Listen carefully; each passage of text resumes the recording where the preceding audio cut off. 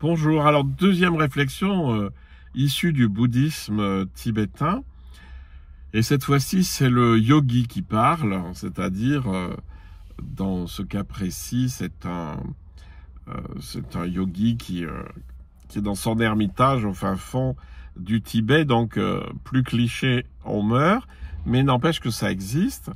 Mais dites-vous bien qu'on peut très bien être yogi en soi, de la même manière que l'espace de la cellule, c'est mon cœur. Première phrase importante, fuir dans les montagnes et chercher des vallées cachées. Alors fuir dans les montagnes, c'est à la fois se retirer de la ville symboliquement, c'est se retirer de l'agitation, non seulement des hommes, mais aussi les miennes, pour entrer dans les montagnes. Et les montagnes, c'est de là où on a une vision supérieure, où on est au-dessus, où on prend du recul par rapport aux choses, où on prend de l'altitude par rapport aux choses. Fuir dans les montagnes, se retirer et s'élever, et chercher des vallées cachées. Et les vallées cachées, c'est les lieux d'intériorité qui n'appartiennent qu'à moi, qui sont pas tellement partageables et qui me donnent mon espace intérieur pour progresser. Ça fait beaucoup penser à l'idée de c'est Jésus qui disait « Retire-toi dans ton cellier le plus éloigné », c'est-à-dire dans une petite cabane où on garde les fruits et les légumes.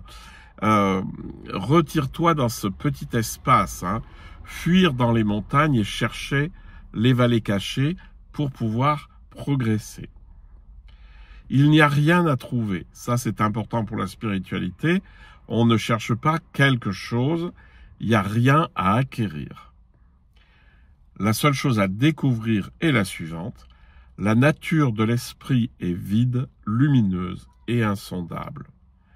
Donc, la nature de l'esprit, donc ça c'est le contexte du bouddhisme tibétain. Vous pouvez dire la conscience qui m'habite, vous pouvez dire la présence de Dieu en moi, tout ça c'est exactement la même chose. Le soi avec un S majuscule dans le contexte de l'Inde. Mais ce que vous expérimentez en vous, c'est que la nature de l'esprit est vide, vide de processus mentaux, lumineuse et insondable. C'est-à-dire que l'expérience de l'intériorité, comme chez Maître Eckhart, elle nous ouvre dans un espace vide de pensée, de représentation et même de soi-même. Elle est lumineuse parce que elle est pleine de sens, elle est pleine de sens. Et insondable, c'est-à-dire que l'espace intérieur, une fois que vous êtes rentré dedans, vous vous rendrez compte qu'il est infini, à droite, à gauche, dessous, dessus, en avant, en arrière.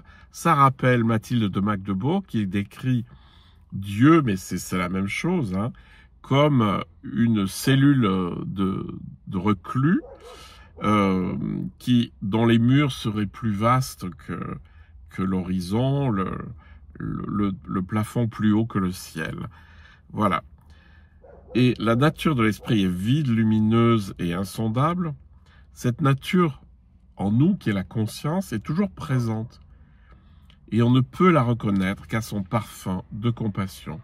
C'est peut-être une des plus belles phrases que j'ai jamais lues, c'est que cette conscience qui m'habite et qui est infinie, je ne la reconnais pas parce qu'elle n'est pas quelque chose que je puisse percevoir, mais je la reconnais à son parfum de compassion, à la compassion qui en émane.